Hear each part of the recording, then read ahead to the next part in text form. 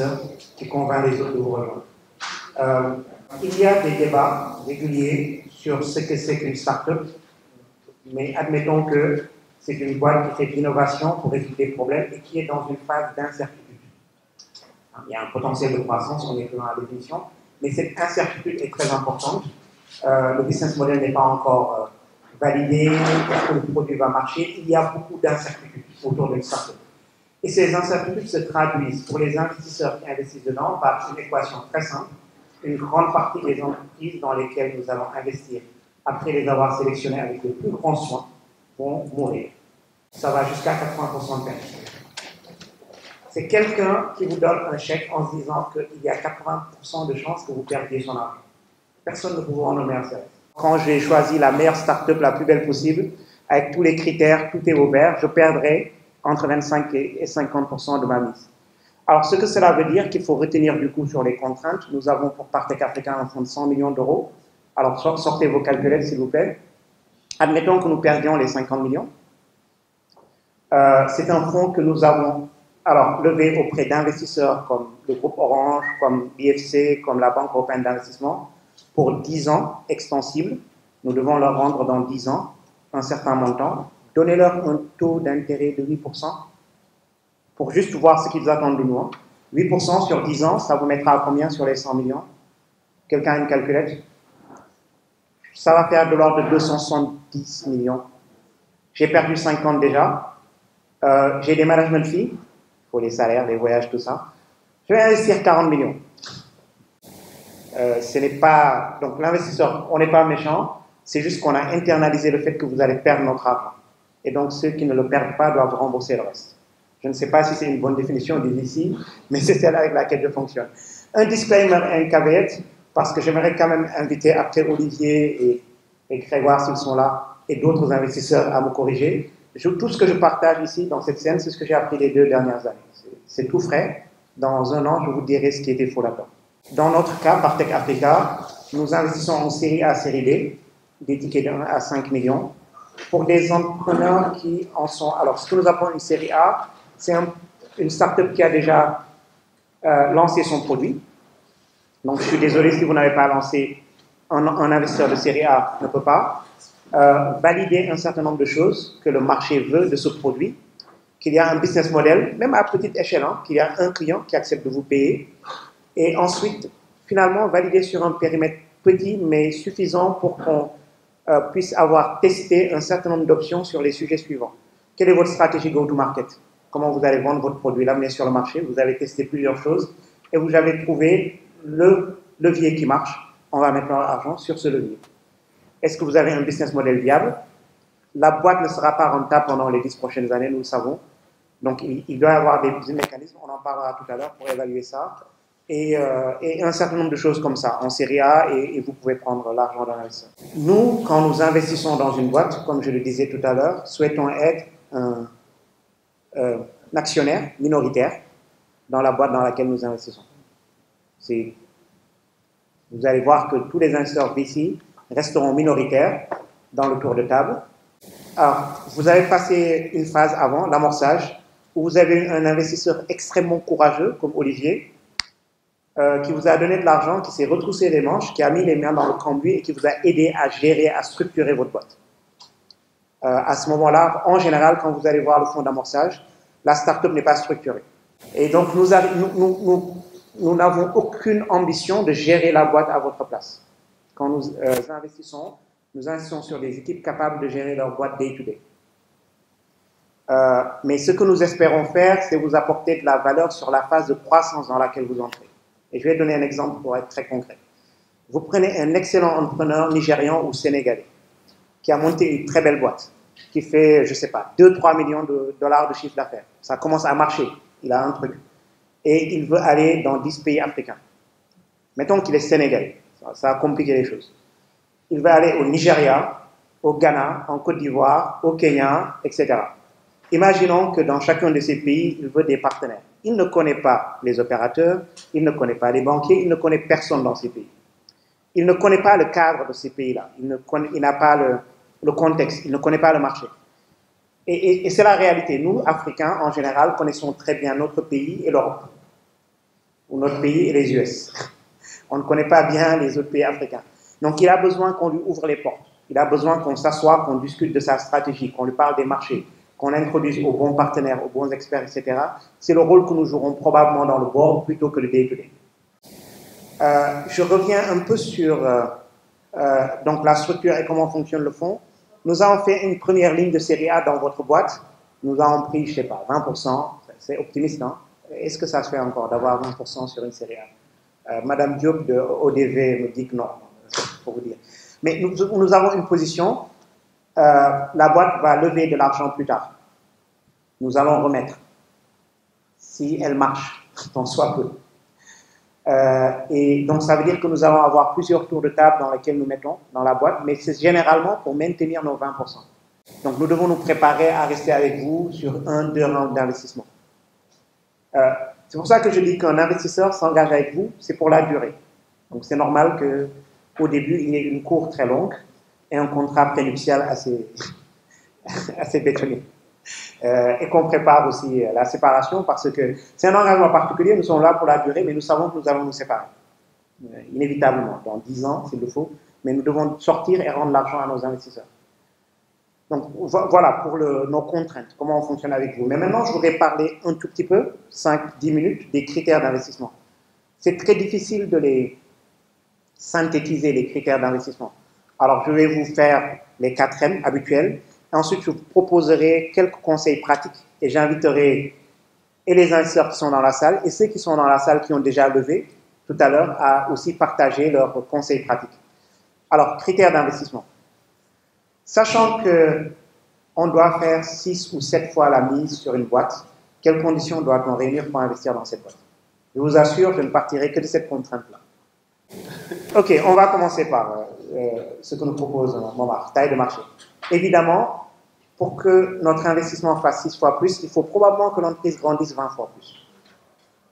Et donc, il faut qu'il y ait de la place. Donc, la première question que nous nous posons, c'est la taille de marché. Alors, on voit du tout sur les tailles de marché. On voit, je fais une plateforme de paiement, le volume général des paiements dans le monde est de tant de trillions de dollars, c'est ça ma taille de marché. Ce n'est pas vrai. On va corriger. Vous faites une plateforme de paiement mobile. Donc, déjà, restreignons-nous au paiement mobile. Vous avez pour ambition l'Afrique, restreignons à l'Afrique. Vous faites intermédiaire de paiement, vous avez 2% de commission. Mettons 2% du volume total. Et donc, il faut avoir une définition honnête, claire de taille de marché. Mais il faut donc partager clairement la définition de taille de marché dont on parle ici et avoir une taille de marché.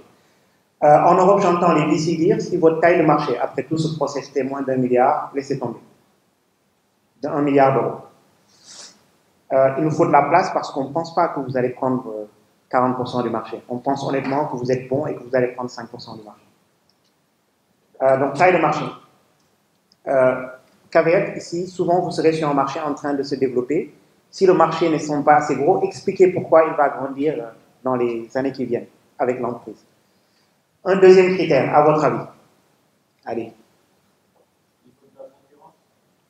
La concurrence. Alors, ça, je le mettrai dans le marché parce qu'effectivement, il faut avoir une analyse plus fine du marché, sa taille, sa structure, etc. Est-ce que vous allez vers un Blue Ocean ou un Red Ocean? Le marché. Une bonne compréhension du marché et les problèmes qu'il y a dans le marché. Mais mon deuxième critère, c'est évidemment l'équipe. Vous pourrez avoir le projet que vous voulez, je vous assure. Il est beau, il est parfait, il est bien ficelé, il marche ou il meurt en fonction de l'équipe. Et donc, nous, en investisseurs, nous retrouvons devant cet exercice difficile qui consiste à juger tout le temps les gens, les équipes, sans qu'il y ait réellement de cadre, de frame propre pour juger les gens. Les investisseurs très expérimentés me diront tout à l'heure, si au bout de 20 ans de cette pratique, on devient un jerk, comment on dit un jerk en français, si on devient, on passe notre temps à juger les gens, c'est dangereux. Alors, par exemple, les exercices que nous faisons, c'est essayer de nous donner à nous un cadre et des critères et des flags, des red flags qu'il faut éviter pour juger les équipes. Mais ce que nous voulons savoir, c'est qu'il y a une équipe qui a 3-4 choses. L'expertise dans le domaine. Quand quelqu'un me dit « je veux transformer les paiements en Afrique, les révolutionner », je veux qu'il m'explique aujourd'hui comment ça marche. Et je veux qu'il m'éduque dessus parce que c'est probablement la première fois que j'investis dedans et je vais apprendre avec lui. Après, je vais aller couvrir, prendre des bouquins, après, je vais appeler mes amis qui travaillent dedans, mais qu'il soit capable de manière extrêmement claire et pédagogique de m'expliquer le domaine et son fonctionnement serait un excellent signe de son expertise. On appelle domaine expertise. Il faut qu'il maîtrise le secteur. Et c'est parfois très difficile. Par exemple, quand on fait face à quelqu'un, nous avons investi au Nigeria dans une boîte qui fait de la logistique supply chain pour le secteur informel. Il a fallu qu'il nous apprenne comment marche toute la chaîne de distribution et comment elle est informelle, qui sont les différents acteurs, comment elle fonctionne, quels sont leurs problèmes. Il nous a vraiment éduqués sur le sujet. Donc, domaine expertise. Il faut que ce soit une équipe qui sait gérer une boîte. Alors, c'est délicat toujours de dire ce que ce sera, mais premier flag, c'est que si c'est une seule personne, c'est très mauvais signe. Je sais qu'il y a des entrepreneurs individuels ici qui ont monté leur boîte tout seuls, mais c'est les cas exceptionnels, c'est des génies ces gens-là. La majorité du temps, nous préférons que vous soyez 2 ou 3. Sinon, si quelqu'un se casse la jambe, de toute façon, le business est mort. Et puis, c'est surtout parce qu'il y a beaucoup de compétences en jeu ici.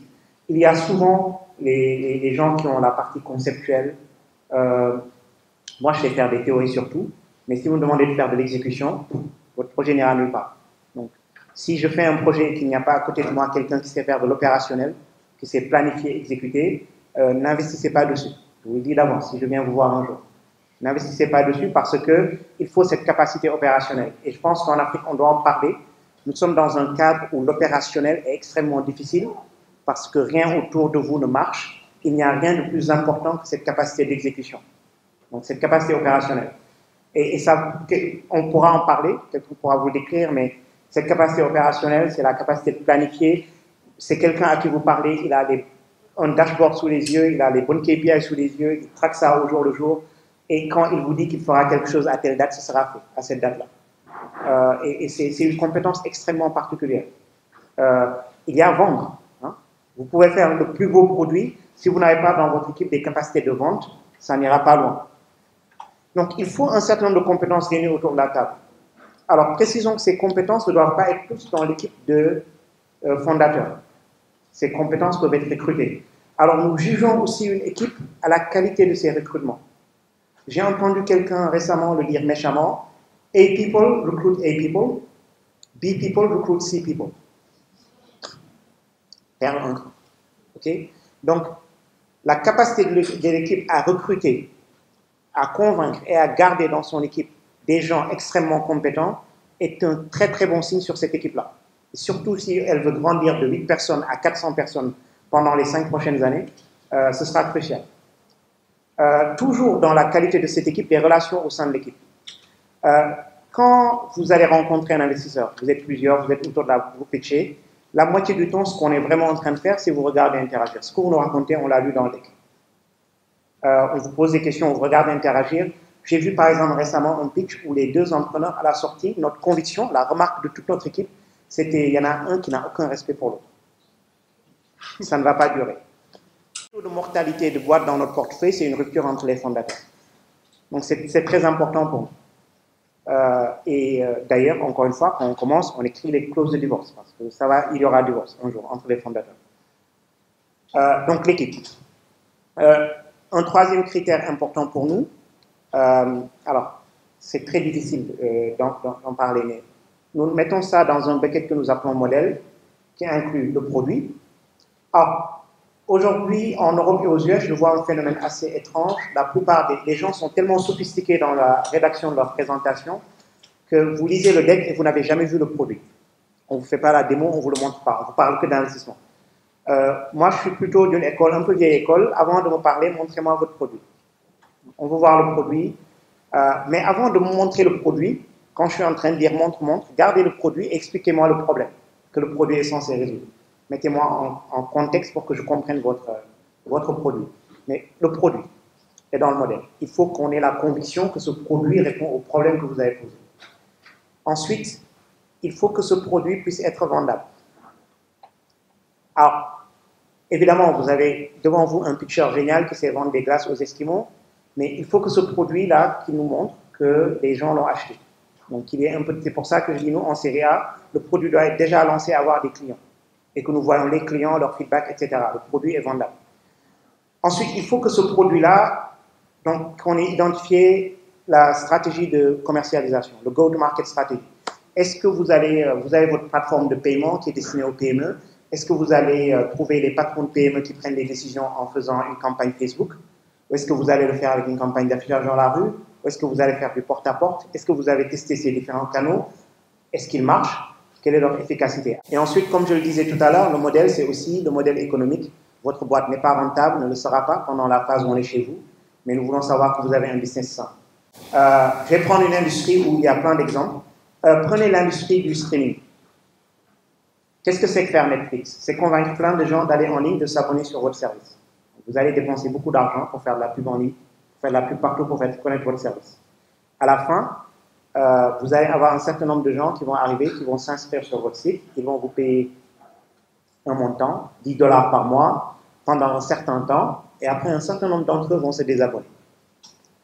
Et votre business n'est pas rentable pendant les 15 prochaines années parce que vous dépensez beaucoup d'argent, vous investissez dans l'infrastructure. Ce que nous allons faire, c'est nous allons essayer de faire les économies sur un seul client. Combien vous a coûté ce client pour que il s'abonne? C'est l'ensemble de vos dépenses marketing de l'année divisé par le nombre de nouveaux abonnés. C'est brutal, mais ça nous donne une idée de combien ça vous a coûté. Combien il va vous rapporter? C'est temps par mois pendant la durée moyenne de vie du client. Combien ça vous a coûté de le servir? Vos coûts de contenu, vos coûts opérationnels, etc. À la fin, on saura sur un client si vous êtes rentable. Ils ne le sont pas. Je vous le dis tout de suite, le streaming, ça ne marche pas, malgré tout. En fait, il y a Netflix qui perd 10% de ses clients par an. C'est les champions du monde parce qu'ils ont beaucoup de contenu eux-mêmes. Le numéro 2, c'est HBO, perd 40% de ses clients chaque année. Le numéro 3, c'est Hulu, perd 55% de ses clients chaque année. Et après, ça, c'est la débat. C'est un business très difficile quand vous le ramenez à l'unité. Pourquoi on investit dedans? Parce qu'on croit qu'à la fin, il en restera un ou deux et qu'ils pourront améliorer leur unité économique. E-commerce, c'est pareil. Aucun des gens qui font du e-commerce en Afrique aujourd'hui n'a un business rentable. Ramener à l'unité, même le coût de livraison, ils ne le récupèrent pas sur leurs bénéfices sur un panier. Bon, c'est toujours des questions comme ça. Je pense que c'est clair sur le modèle. Et après, le dernier critère, ce que nous regardons, c'est votre progrès. C'est délicat de parler de votre progrès, vous êtes au début, mais vous avez exécuté 1 ou 2 ans. Le rêve de tout investisseur, c'est que vous êtes une courbe comme ça, en J, et qu'il arrive au début de l'inflexion. On ne veut pas payer pour la phase difficile avant, et on ne veut rater aucune des phases de croissance exponentielle. Donc c'est une danse délicate, on essaie d'être là juste au bon moment. Concrètement, ce que ça veut dire, c'est que vous devez avoir exécuté, vous devez avoir montré des résultats, et ces résultats-là doivent être en train de s'améliorer. Danger classique, pendant que vous levez, la moitié de l'équipe est occupée à faire du fundraising, vos résultats se cassent la gueule. On en parlera tout à l'heure dans les conseils pratiques. Voilà, c'était un très long exposé pour vous dire les critères. Je ne sais pas combien de temps j'ai. 8 minutes. Juste un truc, levez la main. Dites-moi, je m'en sors à peu près, je vous explique des trucs utiles ou pas? Vous êtes d'une générosité. Le premier conseil que je voudrais donner à n'importe quel entrepreneur qui va aborder un investisseur, c'est do your homework. Guys, do your homework. Et je voudrais en fait ne parler que de ça. Je suis obligé d'en faire 4. Alors, faites votre travail en amont sur 3 choses. Apprenez tout sur l'investissement. C'est pas faire de vous dire ça. Nous sommes des investisseurs, nous en saurons toujours plus. Alors, je partage un livre. Pendant les 2 dernières années, j'ai appris beaucoup de choses, j'ai lu beaucoup de livres. Je suis un polar. Quand je prends de vos trucs, je vais le fouiller. Mais c'est le livre qui m'a le plus servi. Quelqu'un peut le prendre après et le tweeter. Il n'est qu'en anglais. Demandez à tous les autres investisseurs de la salle de vous recommander des livres. C'est un livre qui vous éduque sur le VC, comment ça marche, tout ça. Vraiment, apprenez dessus. C'est la différence entre l'entrepreneur qui connaît l'écosystème et celui qui ne connaît pas en termes de fundraising, elle est vraiment dans le rapport de vente, en chance de gagner. Faites votre homework sur l'équipe à qui vous adressez. Ce n'est pas la peine de venir voir Olivier pour lui demander de vous faire un investissement de 3 millions d'euros sur un projet agricole. N'allez pas voir ODV pour leur dire que vous voulez un investissement de 10K sur le projet que vous avez sur votre PowerPoint. Ils ont annoncé leur range d'investissement. Donc, chaque investisseur s'exprime tout le temps, dit ses préférences, quel type de boîte il veut, qu'est-ce qu'il regarde. Faites un peu, googlez-le un peu, regardez ce qu'il fait, regardez son parcours, faites votre homework. Faites votre homework. Allez voir la liste de tous les investissements que la boîte a déjà fait. Si ça se trouve, vous les connaissez, ces gens-là. Contactez-les, même si vous ne les connaissez pas. Vous avez levé de l'argent auprès de Partech. J'aimerais les aborder. Est-ce que vous avez une demi-heure à m'accorder pour me dire, me conseiller? Ils le feront.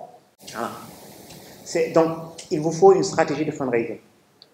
Je disais tout à l'heure, il faut comprendre où est-ce que vous en êtes dans votre cycle de vie, quel type d'investisseurs il vous faut, qui sont ces investisseurs, trouvez-les tous, faites la liste, et un plan A, plan B, plan C. On voit par exemple des cas dramatiques où une boîte a commencé à lever avec certaines stratégies et certaines prétentions, ça ne s'est pas bien passé. Et au bout de 6 mois, dans cette stratégie-là, ils n'ont plus d'argent, la boîte est morte, ils n'ont jamais levé. Donc il faut avoir une stratégie de fundraising. Deuxièmement, je le disais tout à l'heure, ça bouffe la moitié du temps de l'équipe. En général, ça prend le temps de l'équipe de fundraising, de l'équipe de fondateurs qui gère la boîte, et toutes les métriques de la boîte s'aplatissent. C'est une phase extrêmement dure pour une entreprise. Ça dure plus longtemps que vous le pensez. Donc, et une stratégie, plein de trucs tactiques, plan A, plan B, plan C, même s'il le faut. Toujours dans une stratégie de fundraising, essayez, alors si vous en êtes là, si maintenant ça se passe bien et que vous allez avoir des trucs, essayez de contacter, de prendre tous vos VC et de les contacter d'un coup et de les amener tous dans les mêmes étapes au même moment. Pourquoi? Ils vous poseront les mêmes questions, vous ferez le travail une fois, vous préparez la data room, tout ça, une fois. Et ensuite, vous voulez qu'ils vous fassent tous leur offre au même moment. Comme ça, vous avez du leverage, un levier de négociation. Sinon, qu'est-ce qui se passe? Vous contactez plusieurs investisseurs, l'investisseur A vous contacte et vous dit « Moi, je veux bien investir dans votre boîte, les 2 millions que vous cherchez à une valorisation de 5 millions. Dans 6, il vous dit « Je veux une réponse dans 15 jours, je n'ai pas que ça à faire. » Et si ça se trouve, l'autre 6 semaines plus tard, allez vous proposer les 2 millions avec une valorisation de 15. Donc, essayez de les avoir tous ensemble, vous aurez des leviers de négociation. J'aimerais pouvoir citer des noms. Je travaille récemment avec une boîte qui a une merveille en négociation, qui fait ça très bien. Troisièmement, préparez votre documentation avant. Donc, si vous avez vraiment fait votre homework, si vous avez vraiment une stratégie, vous devez avoir la documentation qu'il faut.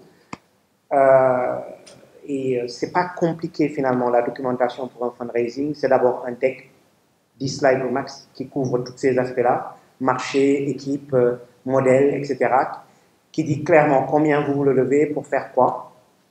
Et puis il y a vos données financières, etc. Si vous allez lever de l'argent, il va falloir vraiment être transparent et tout dire. L'entrepreneur qui vous dit je veux lever, mais je ne peux pas vous donner mes données financières, voilà, il faut l'oublier. Donc il va falloir être prêt à tout sortir. Qui a investi chez vous, tous les gens là, les familles and friends là qui ont investi, c'est qui leur nom, même s'ils ne veulent pas qu'on sache qu'ils ont investi dans une boîte. On va vérifier leur numéro d'identité, on va vérifier s'ils ne sont pas sur des blacklists, etc. Donc tout va sortir. Alors sortez-le vous-même. On a récemment refusé un investissement après avoir fait 2 mois de travail dessus dans notre IC aux US, parce qu'on a découvert qu'il y avait un truc que le founder nous a caché. Et la décision unanime du comité d'investissement, c'est s'il est capable de nous cacher un truc, il est capable de nous cacher plein de trucs, on ne peut pas lui faire confiance, on ne peut pas travailler avec lui. Donc préparez-vous à tout, hein, comme les gens disent, ouvrir le kimono. 4e conseil pratique. Oh là. Ok, lequel on garde? Votre approche, le canal d'approche. Le call email, bonjour Monsieur Den, je voudrais vous contacter, vous parler de financement de ma boîte, merci. Ça ne marche jamais. Déjà, il faut que l'email soit plus sophistiqué, mais si je peux vous donner un conseil juste très concret, l'investisseur typique va recevoir plein de, 20 dossiers par semaine et va en éliminer 19. Vous avez beaucoup plus de chance si vous êtes recommandé. Trouvez quelqu'un autour de lui qui le connaît et qui lui dit bonjour, regardez, cette boîte, elle fait quelque chose d'intéressant. Et vous venez de passer une étape du filtre. Trouvez une recommandation. Trouvez une recommandation. Je pense que 90% des deals se font parce qu'il y a une recommandation. Donc, trouvez une recommandation. Par exemple, avant qu'il sorte d'ici, prenez la carte de visite du DG de la Sonatel et après, utilisez-le pour faire des recommandations. Faites des choses comme ça. Trouvez une recommandation, trouvez un channel d'entrée, arrivez avec un email très clair, donnez toute l'info au premier email pour qu'il ait envie de vous reparler. En fait, il faut le voir comme un exercice inverse. Le but d'un investisseur, c'est de vous éliminer le plus vite possible. Parce qu'il a trop de... on va faire, écoutez, on va regarder, notre équipe va regarder 500 deals cette année, 500 dossiers pour faire 5. C'est un peu brutal comme exercice. Donc, il passe son temps à dire non. Donc, il essaie de trouver. Donc, dans votre premier message, trouvez le moyen de l'approcher et pour qu'il ait envie de vous parler. Voilà, je pense que je vais laisser les autres conseils pratiques, des choses quand même, que des mots-clés, des choses importantes. Donc, exécution. Votre boîte n'existera pas sans partenariat. Ce sera des partenariats. Travaillez un peu dessus. Transparence sur les données. Bonne entente entre l'équipe. Hein? Bonne entente entre l'équipe. Ah ouais, non, mais ça... Merci beaucoup, Dizaton. Associé gérant de Africa.